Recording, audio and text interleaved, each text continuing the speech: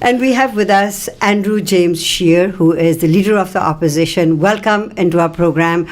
You know, I just can't take my eyes off your dimples. Oh, they're my secret weapon for the Thank you very much for having me. It's a great pleasure to be able to sit down and chat.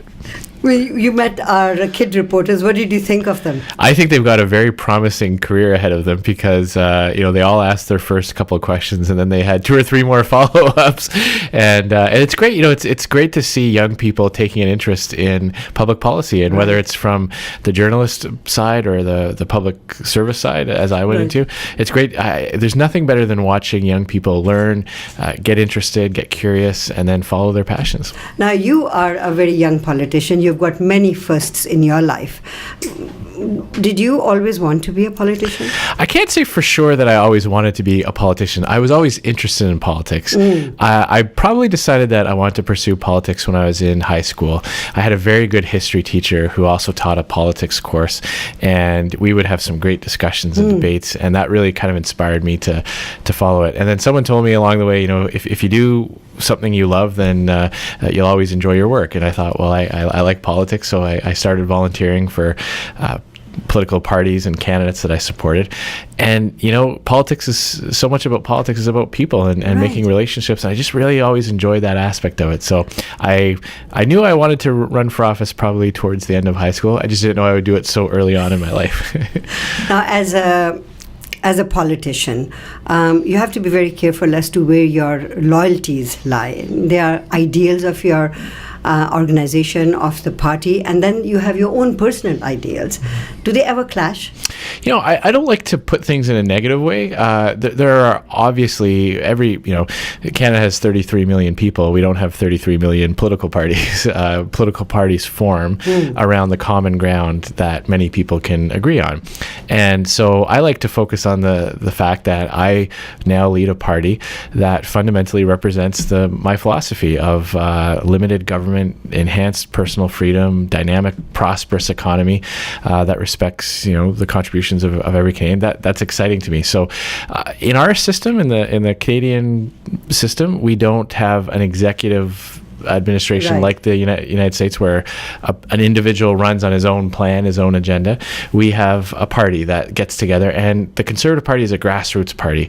We take our direction from our members. Our members come together and say, this is what we want the Conservative Party to be about, and the leader takes the very best, those ideas and puts them together in terms of specific policies and then communicates them. So I like, during the leadership campaign, I had some of my own ideas. I put forward to the membership. I won the leadership, so I take that as an endorsement of those ideas. And then I'll respect what happens at various policy conferences. But there's so much that unites different kinds of Conservatives that I don't think of it as clashing between personal beliefs and where the party is. I look at it as an opportunity to work on that common ground that we all agree on. What's happening in the world right now is quite disturbing, and what's happening down south is quite disturbing. I was reading a report in which it was mentioned that rebel media was something that you had also attended or endorsed. Is that true? Well, I wouldn't ever say I don't endorse any media. There's a lot of different media outlets that have different takes on things. I have appeared on some of their shows. I've answered questions when they're asked of me. After what happened in Charlottesville on the weekend, it was vile, and it was obnoxious to see the types of hate messages that was being propagated. And I think there's a fine line between reporting on facts and giving some of those vile elements of society a platform or any kind of legitimacy. So I've made the decision that going forward, that I won't do future interviews or exclusive, sit-down interviews type thing with the Rebel until I'm satisfied that their editorial direction changes. Because I don't, I think that there's a responsibility to treat these things in a way they deserve. And certainly people who are out there propagating hate, anti-Semitic, racist, those people don't deserve any kind of a platform. And like I said, there's a fine line between journalism, reporting on facts, here's what's going on, and giving people like that an extra platform or in any sense any kind of legitimacy. We are a country, a very young country. There's only, as you mentioned, 33 million people. Country of immigrants. What is your take on immigration? Because the Conservative Party, while it was in power, brought some really sweeping changes. Some of them were very good, especially the super visa for parents and grandparents. I am an advocate of that. But the thought throughout the country within the immigration or immigrant community is that conservatives are against, immigrants. It's the liberals who are in favor of immigrants. Which is ironic, because the history of Canada tells the exact opposite story. The liberal governments that were in power at various dark times in our country. I was just watching a video at a Gurdwara here in Vancouver about the Komagata Maru, and it was a liberal who went on to be Prime Minister, Mackenzie King, who had some very negative statements about Sikhs trying to come into Canada under that incident. It's the Conservative Party that has made sweeping reforms to attract immigrants from all around the world. We believe in fundamental principles of equality. We believe that you have inherent human rights, not based on what the government gives you, but because you're a human being, you have the exact same rights that I have, and we are equal, regardless of our race or background. My family comes from immigrants. My mother's family are Irish. My father's family are Irish and kind of Middle European. They came to this country. We have to be welcoming. The previous Conservative government, like visas is a great example of where we heard directly from immigrant communities saying, look, my daughter's getting married and I can't bring my own mother over, the grandmother of the bride. I want her to come over and share in this. She's going to go back. She's got property. She's got other relatives. And there was a lot of bureaucracy that prevented families coming together for special moments, weddings, funerals, things like that. So the super visa was a great way of giving certainty to families here in Canada and people around the world who knew they might want to come to Canada at the odd time. We brought in a great program. Previous Minister Jason Kenney, who I've always been a big fan of, worked very closely with. He's just fantastic. He worked so hard to make those inroads and to put forward policies that responded to those concerns.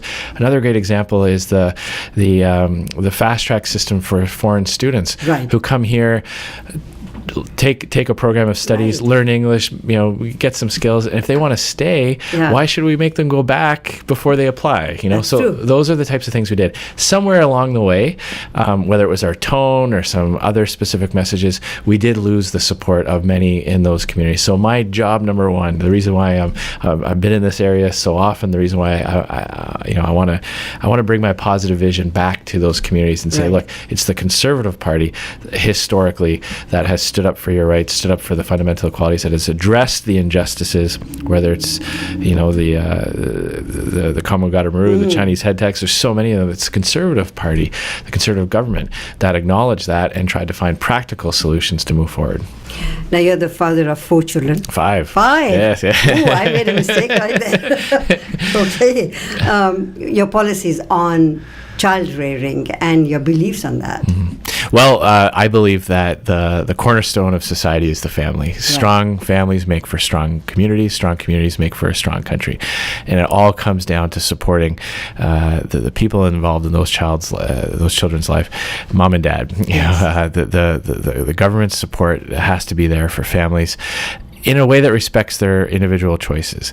And, the liberal approach is all about government this and government that. I believe in empowering individuals. So our party has always fought for support directly to parents so that they can make the choice that's best for their kids. I had a particular platform plank in my leadership campaign that I'm very excited about.